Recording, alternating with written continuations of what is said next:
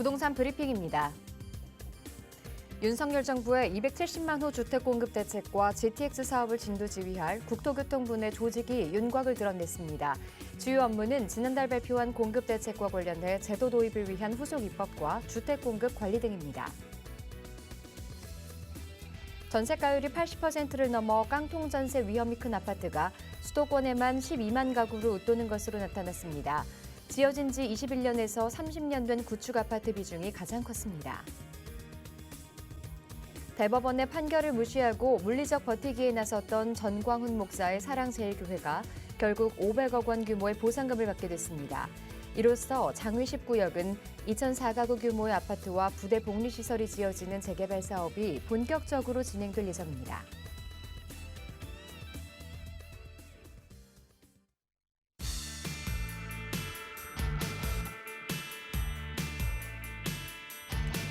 여러분 안녕하세요. 부동산 고민 무엇이든 물어보세요 진행의 김지은입니다. 자, 비싼 임대료에도 스타트업의 강남 선호 현상은 계속된다고 합니다. 국내 스타트업 10곳 중 7개 회사들이 강남역을 그 인근을 노리고 있다고 하는데요. 자, 그렇다면 투자자 여러분들이 지금 해야 할 일은 무엇일까요? 자, 누구보다도 발빠른 투자 방법 궁금하신 분들이라면 오늘도 저희와 함께 해주시기 바랍니다. 자, 저희는 여러분의 참여를 기다리고 있습니다. 02-2638-3970번으로 전화 주셔서 부동산 관련한 고민 깔끔하게 해결해 보시고요. 문자 상담은 샵 3989로 받고 있습니다. 자, 그럼 부동산 고민 무엇이든 물어보세요. 1부 지금 바로 시작하겠습니다.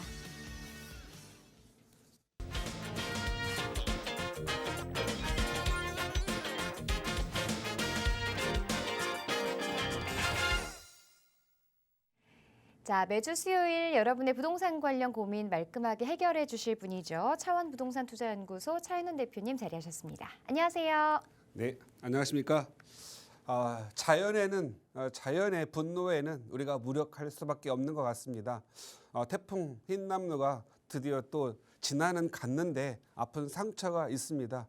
특히 포항과 거제, 창원 이 일대에 피해 받으신 분들 심심한 위로를 전하고요. 정말 빨리 복구하셨으면 좋겠습니다. 이제 이번 주말이면 풍성한 추석 연휴입니다. 정말 아픈 마음 빨리 치료하시고 풍성한 한가위 맞으시면서 복 많이 받으시기 바랍니다.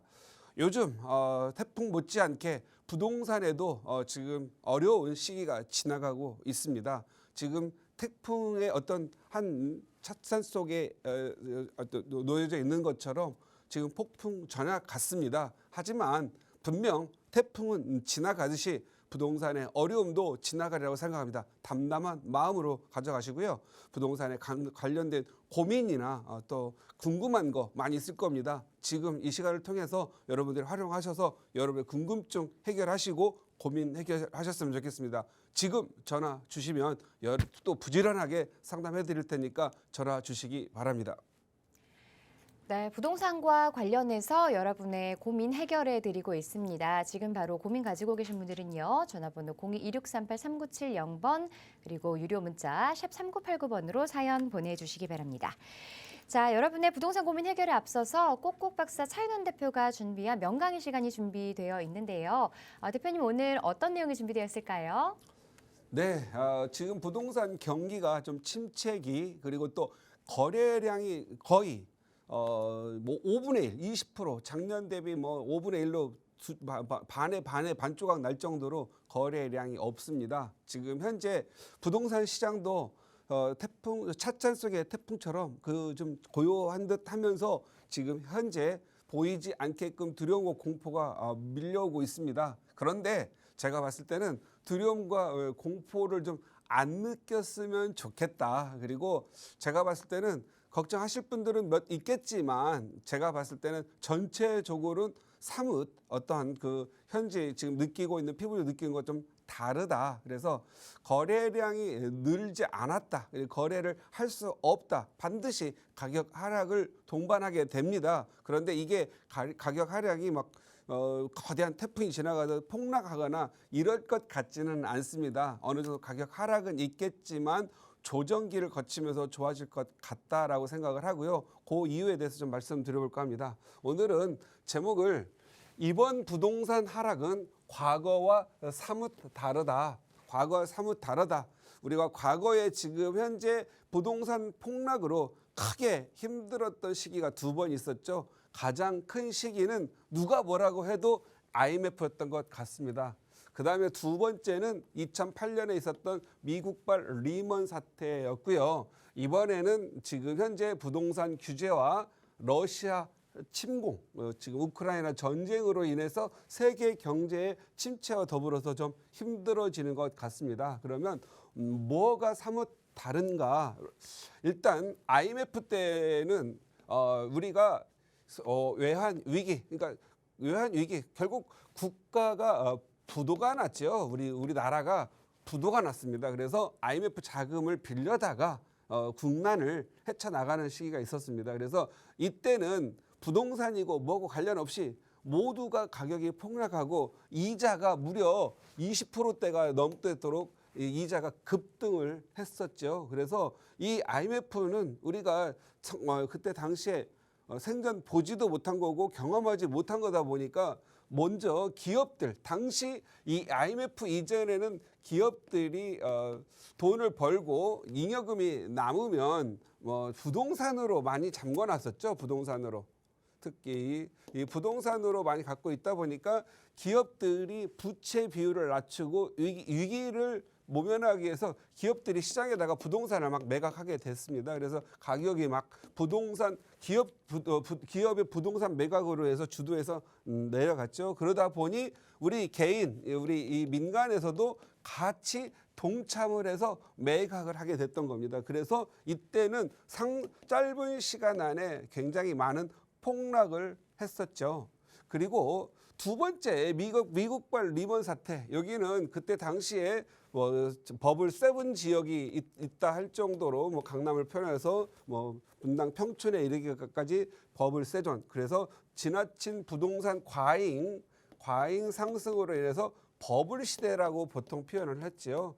이때 당시에는 한국의 부도가 아니라 미국에 있는 리먼 브러더스라고 하는 리먼 사태라고 하는데 은행이 파산하게 되죠. 그래서 모기지, 대출을 많이 빌려주어서 부동산에 투자하게 했던 은행이 파산하게 되는 겁니다. 그래서 이 미국발 파산을 해서 세계 경제가 힘들게 됐죠. 그래서 전체적으로 세계의 부동산들이 너무 버블이다라는 인식 속에서 가격이 내려가게 됩니다. 그래서 우리나라는 당시에는 아무런 문제가 없었지만 리먼 사태 터지면서 부동산이 과잉 상승했다. 그래서 버블이 있다. 그래서 버블을 걷어내는 과정이었죠. 그래서 이때 당시에 가격이 많은 하락이 있었습니다. 그래서 우리가 이때 당시에 들어보지도 못한 또 하우스 푸어라고 하는 그러한 용어가 됐어요. 하우스 푸어는 뭐죠? 집이 있는데 가난하다. 집 거지 이런 식으로 표현했었죠. 그래서 이때 당시에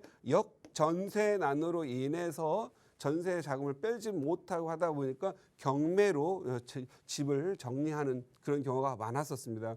그리고 이제 부동산 가격이 많이 오른 상황에서 부동산 규제와 러시아 침공으로 해서 세계 경제가 지금 현재 흔들흔들을 하고 있죠. 그래서 과거와 우리가 좀 사뭇 다른 부분은 첫 번째는 우리 국가의 부도 사태에 의한 거였고 두 번째 요인은 가격이 많이 올랐는데 우리나라가 주 원인이 아니라 미국발이었다라는 거고 이번에는 가격이 많이 올랐으니 좀 조정을 하라. 거품이 시장에 있다. 그래서 스스로 우리 국가가 정부가 부동산 규제를 통해서 가격을 좀 조정하고 주택 가격을 좀 안정화시키려고 하는 부분에서 시작됐고 거기에 러시아 침공이 일어났습니다. 그래서 러시아 침공이 일어났고 또 중간에 과거 2년 동안 코로나로 인해서 지금 현재 자영업 경기가 좀 활성화되지 못했고 많이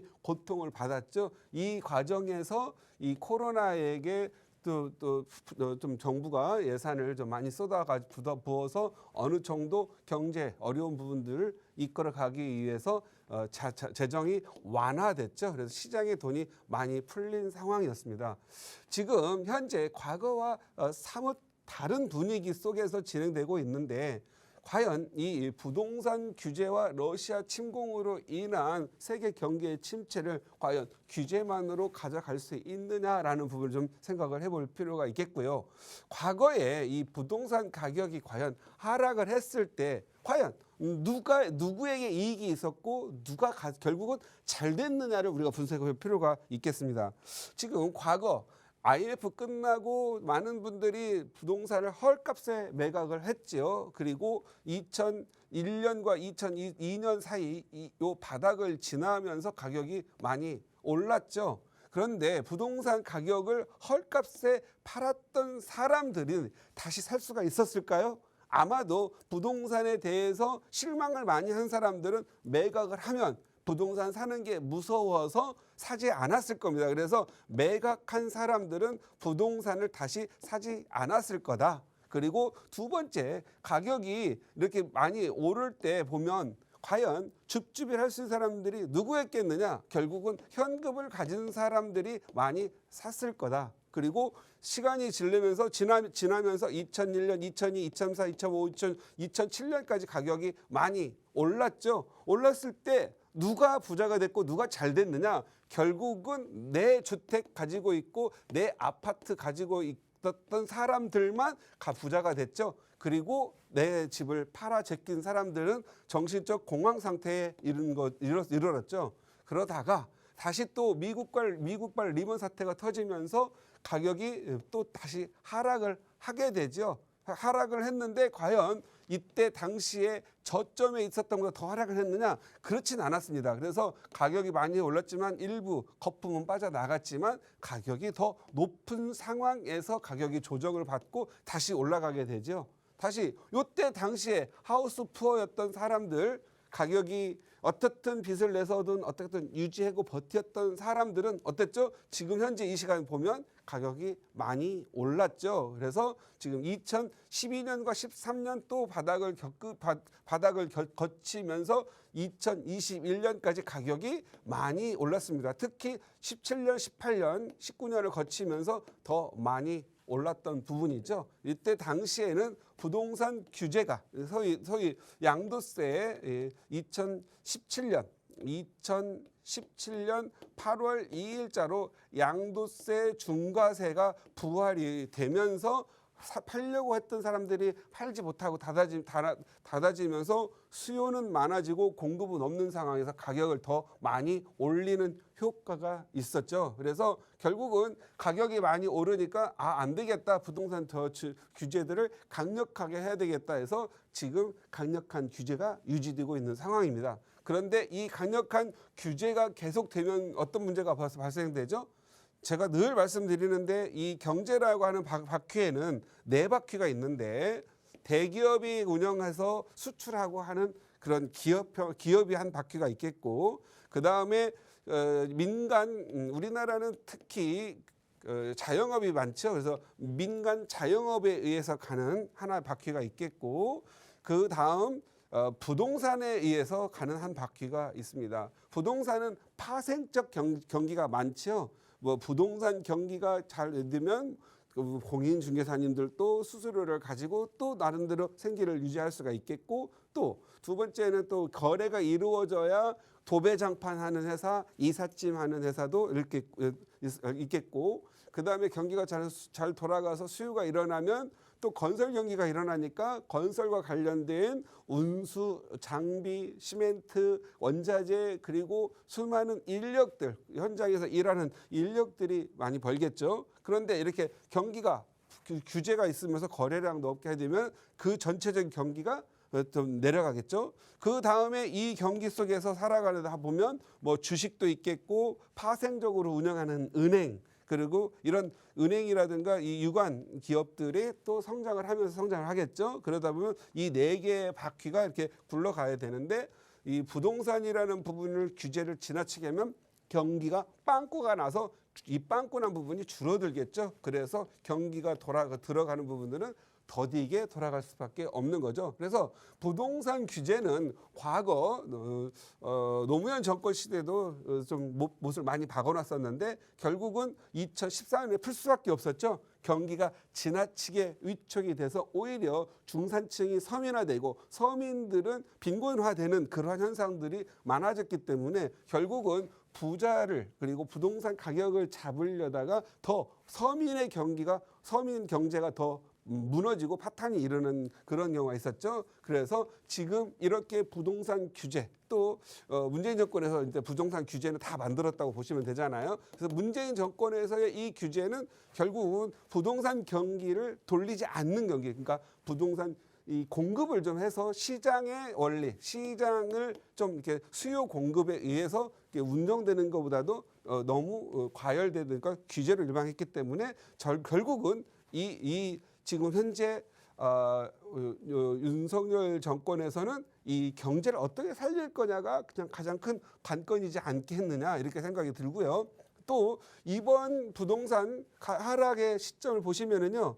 이 중요하죠. 우리가 모든 새로운 정권이 들어가면은 초반에는 기존에 끌어왔던 걸 그대로 가져가면서 어쨌든 경기가 안 좋더라도 후반전에서는 경기가 잘 돌아가야 되겠죠. 왜냐하면 제가 저번에도 말씀드렸지만 우리가 조삼모사라고 하죠. 이게 시작할 때는 세 개의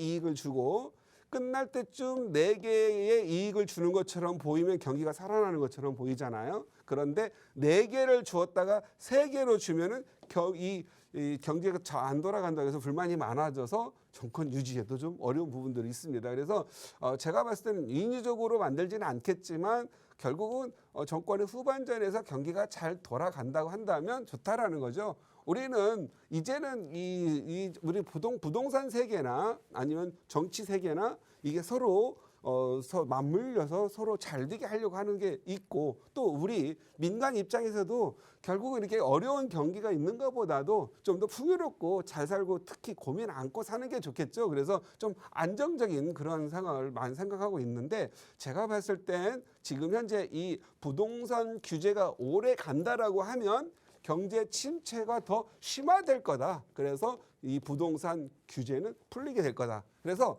지금 이번에 부동산 하락은 과거와 좀 사뭇 다른 부분은 물론 러시아 침공으로 인한 우크라이나 전쟁에 의해서 세계 경제 침체도 같이 따르고 있겠지만 더더욱 지금 한국의 부동산 시장은 사실은 부동산 규제에 많이 움직이고 있다. 그래서 규제 빗장이 풀리면은 서서히 부동산 경기는 좋아질 거다라고 생각을 하고 저는 요 규제가 오래 갈 수는 없지 않겠느냐. 그래서 규제는 풀려갈 거다. 그러면 대표적으로 우리 부동산 경기가 침체되고 이렇게 가격이 하락을 해야만 할 수밖에 없는 상황이 되는 부동산 규제는 뭐가 있을까요?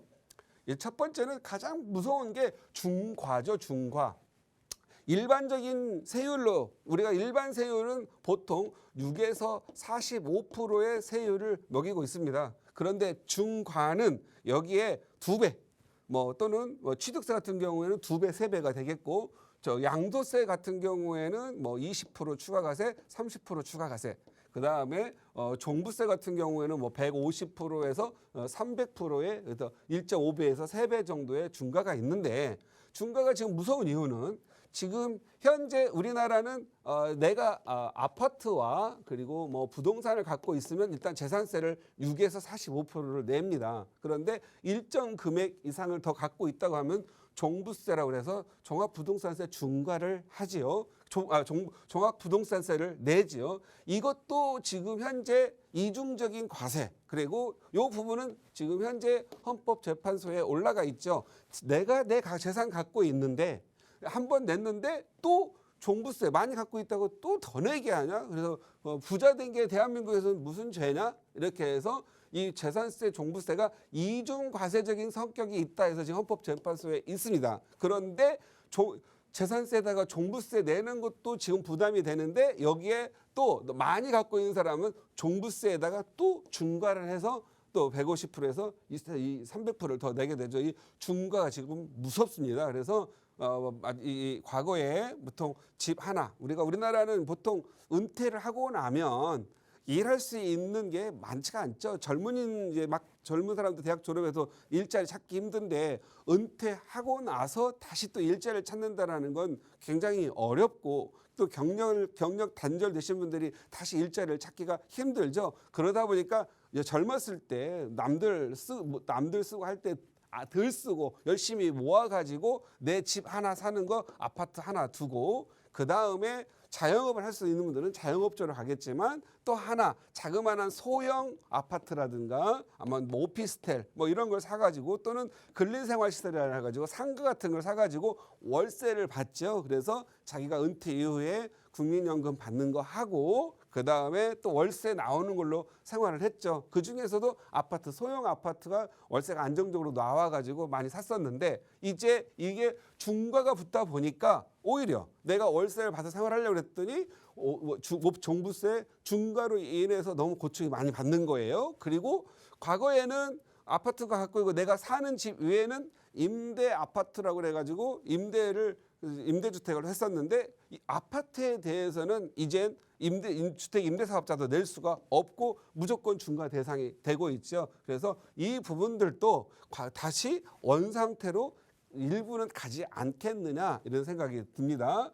그 다음에 지금 취득세 중과죠. 지금 취득세는 1에서 3%를 내고 있는데 무주택자가 1주택을 할 때는 취득세가 1에서 3%예요. 그런데 1주택자가 이렇게 월세를 받기 위해서 아니면 투자를 목적으로 사게 될 경우에는 2주택자 될 때는 취득세가 3% 내야 될 3% 내야 될 걸 8.4%를 내고 2주택자가 또 3주택자가 될 때는 12.4%를 내야 됩니다. 그래서 취득세가 2.4배에서 약 4배까지 더 내야 되죠. 이 중과가 그래서 무섭습니다. 취득세 중과가 무섭기 때문에 투자를 하려고 하는 사람, 내가 또 아파트나 주택을 사가지고 임대 좀 해서 월세를 받으려고 하는 사람들은 이 종부세와 취득세 중과가 무서워서 지금 못 사고 있죠. 그러니까 살 사람이 없고 거래가 시장에서 일어나지 않으니까 가격이 좀 팔려고 하는 사람들은 좀 급매라도 팔아야 되는 상황이 되겠죠.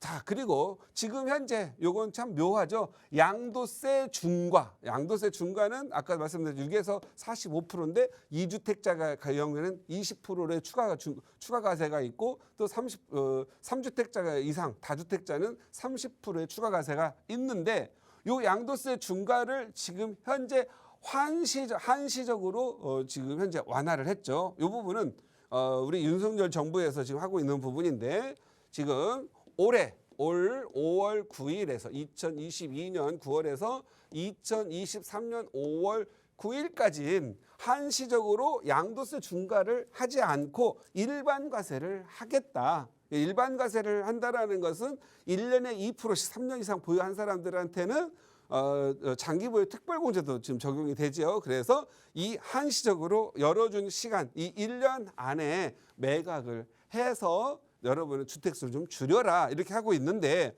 지금 이 법이 급작이 나왔고 1년 한식으로 하다 보니까 이 사람들이 다주택자분들이 일시적으로 물건이 나온 거예요. 그래서 가격이 좀 많이 내렸죠. 그런데 내렸는데 이 문제는 뭐냐면 가격이 더 내릴 것 같은 그런 예상 때문에 매수가 없는 거예요. 이제 내가 가격이 더 떨어질 거니까 나 매수 안 해. 더 떨어지면 살 거야 라고 기다리죠.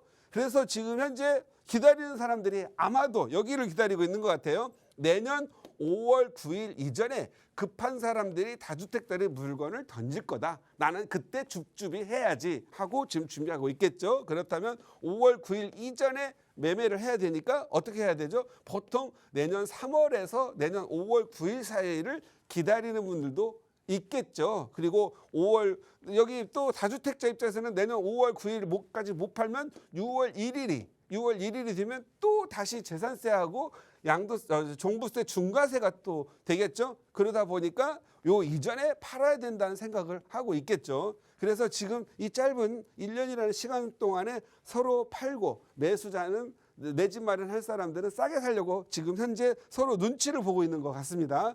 그런데 실질적으로 그렇게 막 가격이 많이 내려갔느냐? 뭐 언론에서는 어디에 뭐 6억도 내렸다, 4억도 내렸다고 하지만 제가 내렸다고 하는 그 동네에 가가지고 사실은 전화도 해보고 했는데 매물은 없어요. 이 현상이 과거에도 있었죠. 과거에 그 미국발 리먼 사태 터질 때 무슨 음마 아파트가 뭐 15억짜리가 9억에 거래됐다 해서 가서 딱 보면 거래는 됐다고 하는데 어딘가 찍힌 것 같은데 매물은 시장에 없는 거죠.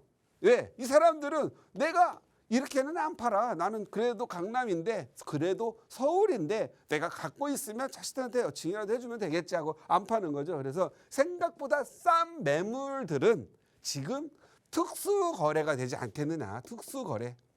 특수 거래는 뭐죠?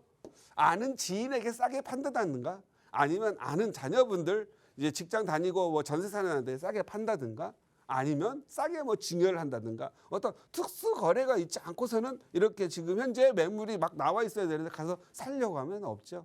아마 우리 시청자님들도 오늘이라도 막 싸게 산다고 있으면 내년 5월 9일까지 기다리지 마시고 혹시 싼 데에서 줍줍이 하시려면 좀 일찍 하는 것도 어떻게 했느냐. 한 번 정도는 나오는 싸게 나오는 물건을 살 수 있는 아니면 못 산다고 한다면 대기자 리스트라도 좀 올려놓고 싸게 물건 살 수 있으면 좋지 않겠는 생각이 듭니다. 그런데 문제는요. 여기서 문제가 5월 9일 내년 5월 9일이 지나면 이제 양도세 중과세가 다시 또 이렇게 되잖아요.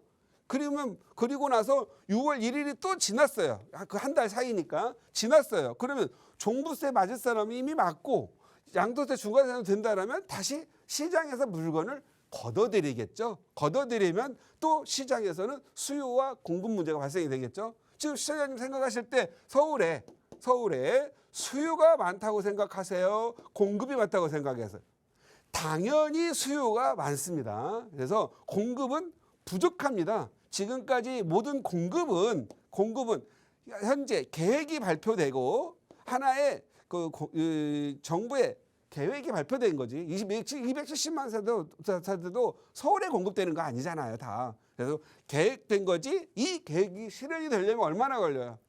뭐 재개발, 재건축 이런 택지 개발, 논밭 해가지고 만드는데도 보상하고 뭐하는데 4, 5년 걸리는데 이게 바로 되겠어요? 제가 생각할 때는 공급 물량은 뭐 어느 정도 계획상 나오겠지만 실질적 공급은 쉽지는 않다. 그래서 이 마음에 안심을 줄 수는 있겠지만 현실은 턱없이 수요가 더 많다. 그래서 요 5월 9일이 지나면 또 수급 불균형으로 인한 부동산 가격을 제어할 수 없을 거라고 생각을 합니다. 그래서 제가 여기에서 중요한 부분은 이 과거에 97년도에 지나면서 폭락을 했거나 리먼 브러더 사이에 폭락을 했거나 이번에 폭락을 하더라도 결국은 또 지나면 가격이 오를 수밖에 없다. 왜?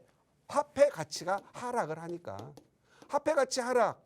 이거 당연히 예를 들어서 자 지금 현재 이자 금리 인상을 작년 기준 0.5%였던 이자를 지금 5배를 올려가지고 2.5%가 됐어요. 자 이자를 높이면 뭐가 올라가죠? 수반되는 게 당연히 인건비 오르고 생산 원자재값 오르겠죠. 이자가 높은 만큼 가격이 원가는 올라가야 되잖아요. 결국 물가 상승을 유발할 수밖에 없습니다. 결국 물가 상승이 되면 어떻게 되죠? 화폐 가치가 하락이에요. 지금 현재 1달러에 지금 현재 적정한 저는 환율은 1,000원에서 1,100원 정도 생각을 하고 있는데 지금 1,370원이었어요. 그럼 결국은 떨어진 게 뭐죠? 이자 올리고 하니까 결국은 우리 화폐 가치 하락만 일어나는 거잖아요. 화폐 가치가 하락이 되면 나중에 화폐 가치가 물가 오르면은 과연 아파트 짓는 공사비가 더 떨어질까요? 오를까요? 아파트를 짓는 인력, 인건비가 오를까요? 내릴까요? 이건 당연히 오를 수밖에 없습니다. 그래서 이자가 이게 급격히 오를 때 보면은요, 이자 막 영끌 해가지고 한 사람들이 무서워서 일시적으로 매각은 할 수 있겠지만 그 사람들은 이 시장 전체가 물건을 내는 건 어느 정도 자금이 있는 기반에 샀기 때문에 물건이 시장에 그렇게 생각만큼 펑펑펑펑 나오지 않는다. 그래서 그건 지나치게 가격이 떨어질 거라고 오해하는 건 아니다. 그래서 저는 이 과거의 하락과 폭락은 지금 사뭇 다르다. 지금의 하락은 지금은 하락이 조정의 기간이다. 이렇게 생각합니다. 조정. 그래서 이자가 많이 오르고 대출 규제가 있으면 일시적으로 가격은 하락을 합니다. 그 기간들은 1년이 채 넘지가 않아요. 그래서 이 하락 기간에다가 교묘하고 정말 머리를 잘 써서 가격을 조정하고 있는 부분, 양도세 중과 한시적인 완화 내년 5월 9일까지 이거 끝나면 다시 또 시장에 매물이 없게 돼요. 누가 막 다주택자라고 해서 무조건 싸게 내놓을 수 있는 상황은 못 된다. 그리고 지금 현재 그나마 이게 절묘하게 잘 어울리고 있는 게 또 대출 규제죠. 대출 규제 말로는 DTI다 뭐다 해서 죄송합니다. DTI, LTV 여기 대출 규제가 DTI, LSR 뭐 개인 거가 있고 전체적으로 담보 대출 LTV가 있는데 LTV는 높여준다는 거죠. 자, 담보의 비율을 40%에서 60%, 70% 높여준다 할게요. 담보 가치는 높여줬는데 결국은 DSR 연봉 가지고 대비 갖출 수 있는 그 대출 금액을 아직 풀지를 않았어요. 이 DSR 규제는 풀지를 않았습니다. 그래서 아무리 LTV를 올려가지고 해준다 하더라도 개인의 연봉이 하루아침에 3천만 원 하던 사람 연봉이 1억 되는 거 아니고 5천 원 사는 사람이 뭐 1억이 되는 거 아니잖아요. 그래서 이 DSR 규제를 풀지 않았기 때문에 지금 현재 내 집 매입하려고 해도 어렵고요. 오히려 시장은 대출 규제가 막 전세 자금 대출까지 다 막아놔가지고 시장이 지금 어렵습니다. 그래서 이 규제를 많이 막아놓고 대출 규제, 그다음 부동산 규제 이거 오래 가면 결국은 시장 전체가 무너지게 돼 있죠. 그래서 오래 갈 수 있는 부분은 아니다. 그래서 금리도 많이 올려 있는데 경제가 파탄이 나는데 금리 올려가지고 이게 잡을 수는 없잖아요. 물론 어느 정도 인플레이션을 잡는 건 중요합니다. 그런데 어느 정도 잡고 나면 풀리게 돼 있죠. 그래서 우리 보통 보면 경제라는 거, 이 거시경제 참 어렵습니다. 심리까지 다뤄야 되기 때문에 어렵죠. 다른 나라 또 전쟁 이런 것까지 봐야 되니까 어렵죠. 그래서 우리 개인들이 이 전체를 따라가기는 너무 힘드니까 담담하고 의젓한 마음으로 자, 이번 기회에 또 이 규제 가격이 내리면 나도 이번에 내 집 마련을 해야지. 너무 떨어지는 걸 기다리다가 또 못 살 수 있으니까 적정하게 하락이 되면 내 집 마련 하실 수 있는 분들은 하셔서 또 10년 지나면 가격이 오른다에다가 놓으시고 안 오른다고 한다면 화폐 가치라도 하락을 하니 어쩔 수 없이 조금은 오르겠지 하는 편안한 마음으로 접근하시고 내 집 마련할 기회를 이번에 잡으셨으면 좋겠습니다. 마치도록 하겠습니다. 자, 이 조정장에서 어떤 대책을 세워야 하는지 궁금하신 분들은 오늘도 저희와 함께 하시면서 알찬 정보도 얻어가시고요. 부동산 관련한 고민 해결해 보시기 바랍니다. 02-2638-3970번으로 전화 받고 있습니다. 문자는 샵 3989번으로 보내주시기 바랍니다. 자, 본격적으로 시청자분 전화 상담 연결하겠습니다. 안녕하세요. 안녕하세요. 네, 시청자분 어떤 고민 도와드릴까요?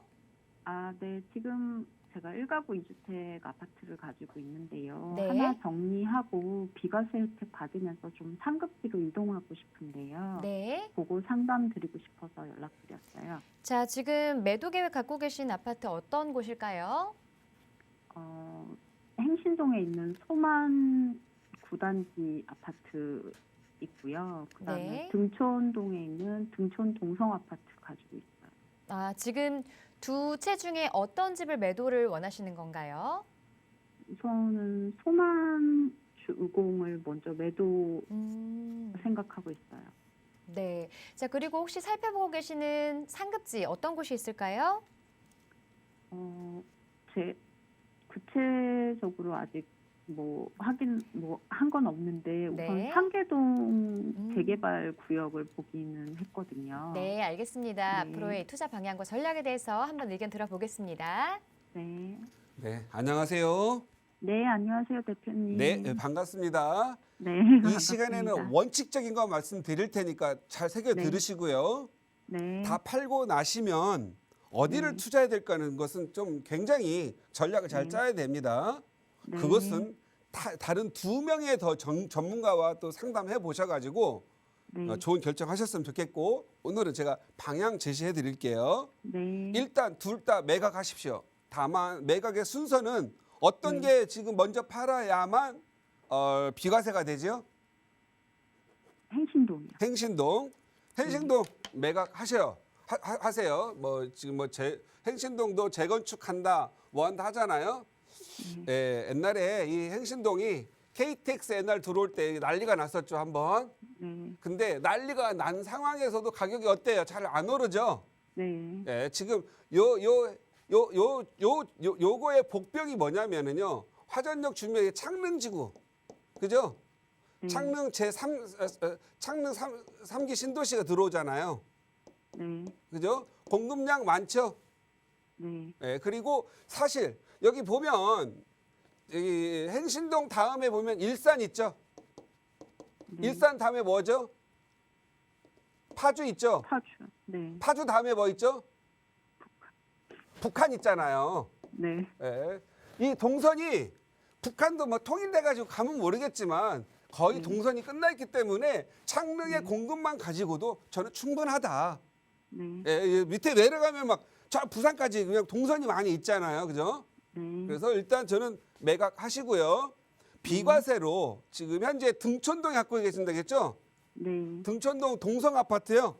네. 동성 아파트가 제가 지금 등촌동 어디쯤에 있죠? 동성 아파트? 가양역이랑 아. 양천 향교역. 향교역 사이 여기 네. 저 둔촌주공 2단지 옆에 있는 데네요. 둔촌 아니고 등촌동. 그러니까 등촌주공. 네. 예. 양천 향교역 밑에 등촌주공 맞아요. 2단지 옆에 네네. 등촌 네. 대림 아파트 있고요. 네, 맞아요. 예, 예. 여기도 이제 재건축 대상 되지 않았어요? 근데 아직 뭐 그런 얘기는 없어요. 아, 제가 동성 아파트가 조금 조그만해서 그러는데 이거 몇 년식이에요? 94년. 94년식. 네. 예. 앞으로 좀 많이 기다려야 되겠네요. 네. 여기도 가격 지금 현재 많이 올랐어요. 근데 네. 규모가 좀 작고 그나마 등촌동에서 애들 학교 보내고 하기에는 좋아요. 이 네. 지역 자체는 가격이 상승을 합니다. 네. 그런데 아까 말씀한 상급지로 한번 가고 싶다고 그랬잖아요. 네. 상급지로 가려면 언제 가야 돼요? 자, 이게 상급지로 갈아타려고 한다면 A, B, C, D 이렇게 있으면 이렇게 A에서 B로 이렇게 올라타려면 언제 가야 돼요? 즉시 가야 돼요. 즉시. 상급지 갈 때는요. 네. 자, 하급지에서 가격 1억 오를 때 상급지는 1억 이상 오르겠죠. 네. 그렇죠. 더 상급지는 더 이상 많이 오르겠죠. 그죠? 네. 그래서 상급지로 가려고 한다면 가능하다 할 때는 즉시 가는 거예요. 눈치 보지 마시고. 그래서 지금 현재 우리 시청자님이 이제 물어볼게요. 행신동 팔고 등촌동 팔면 총 만들어진 자금이 가용자금이 얼마가 나와요? 한 15억 정도. 15억이요. 16억? 예. 파는 금액만 치면 예. 한 15억에서 15억 16억 나오는 거죠. 예. 자, 그러면 주거를 해야 돼요? 아니면 주거는 별도 있어요, 없어요? 없죠. 없어요. 남편의 직장 위치는 어디예요? 명동이요. 명동. 본인 직장 위치는요? 저는 주부예요. 가사. 자녀는 지금 몇 살이에요? 중3이요. 중3. 중3? 네. 그러면 이사 못 가네. 키울 때까진. 그럴 그래서- 경우에는요. 네. 중3 여기에 어딘지 모르겠는데 여기에 일단 중3 고학 때까지 전화가 힘들잖아요. 여기에서 전세 사세요. 그 동네에서. 전세나 반전세 사시고요. 네. 대출을 끼고 사두던 아니면 차라리 재개발지로 가셔가지고 저기 상계동 거기까지 먼 데까지 갈 필요 없어요. 차라리 어떻게 그냥 네. 여기 영등포 아시죠? 네. 네, 당산동, 네. 당산역, 그죠? 당산역하고 영등포 구청역 사이에 유원 제일 아파트라고 있거든요. 유원 제일 네. 여기 재건축하고 있거든요. 네. 예, 여기를 하시거나 아니면 노량진 아시죠? 네. 예, 노량진 역 사이와 장승맥역 사이에 노량진 뉴타운이라고 있어요. 네. 예, 4년 후에 입주하는 것들이 좀 있거든요. 네. 여기에 다세대 주택 사가셔가지고 들어가십시오. 다세주택이 약 한 10억에서 13억 정도 할 거예요. 네. 예, 추가 그래서 여기 살고 졸업할 때 아이가 고등학교 졸업하면 한 4년 후잖아요.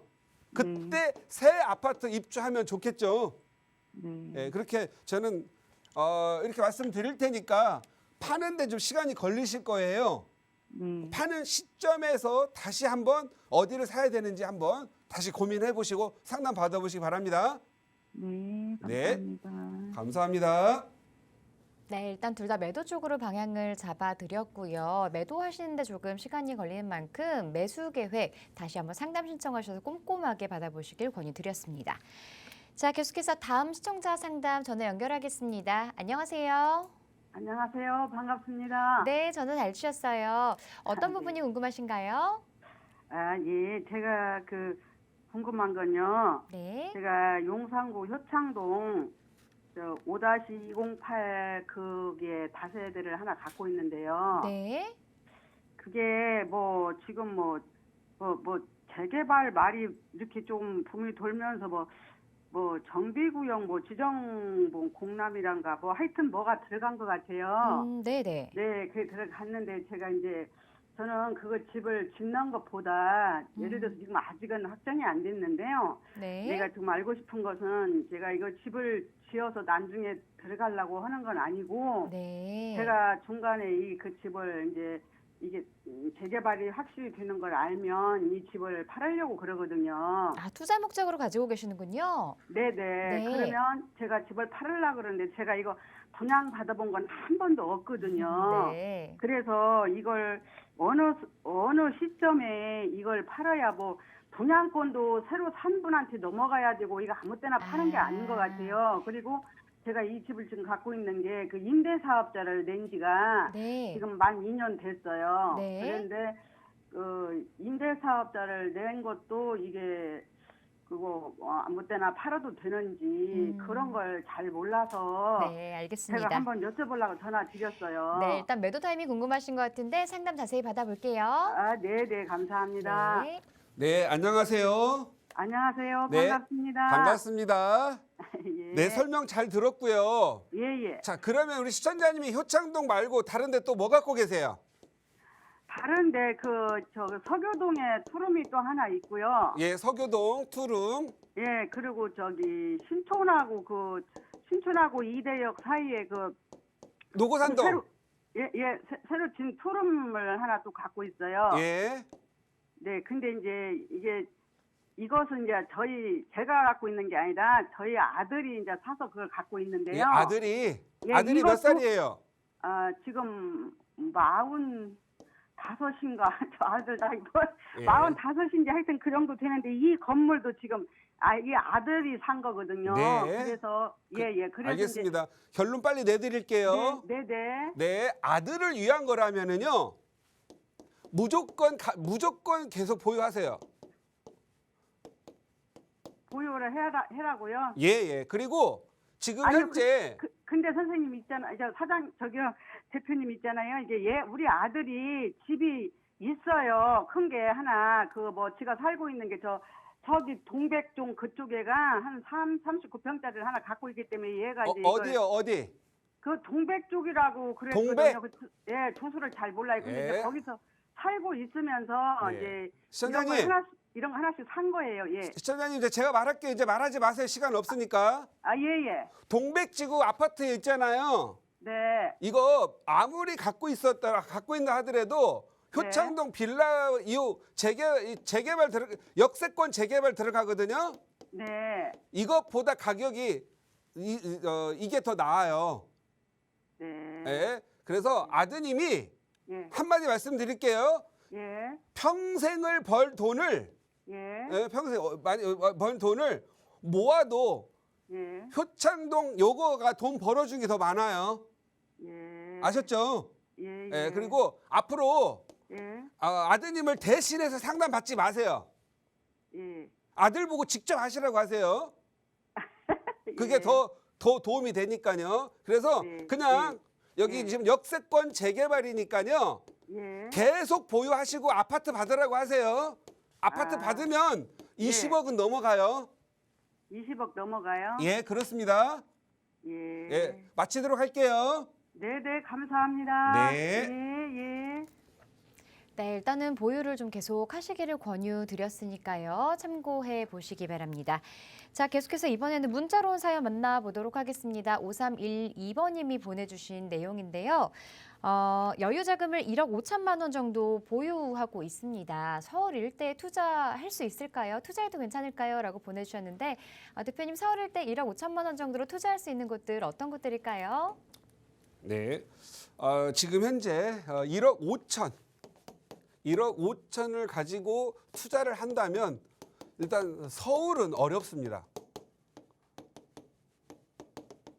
뭐가 어렵냐? 아파트는 불가. 그러면 1억 5천을 가지고 투자를 하려면 자산을 좀 많이 불려가지고 아파트로 가야 되죠. 이러려면 재개발 쪽으로 가야 됩니다. 재개발 쪽 가려면 지금 현재 가장 좋은 게 재개발, 도정법에 의해서 가는 재개발. 그 다음 두 번째는 역세권 재개발. 그 다음 세 번째는 가로주택 사업. 요 세 개를 가져가면 좋습니다. 그런데 재개발 진행된 것들은 이미 한 7, 8억 이상을 투자를 해야 되고요. 역세권 들어간 것들은 5, 6억 정도 투자를 해야 됩니다. 그리고 가로주택 들어간 것들 위치에 따라 틀리겠지만 3, 4억 들어가야 돼요. 그러면 1억 5천가 갈 수가 없죠. 이런 경우에는 어떻게 해야 되느냐? 예정지를 가는 거예요. 우리가 보통 보면 어떤 재개발 구역으로 지정이 되잖아요.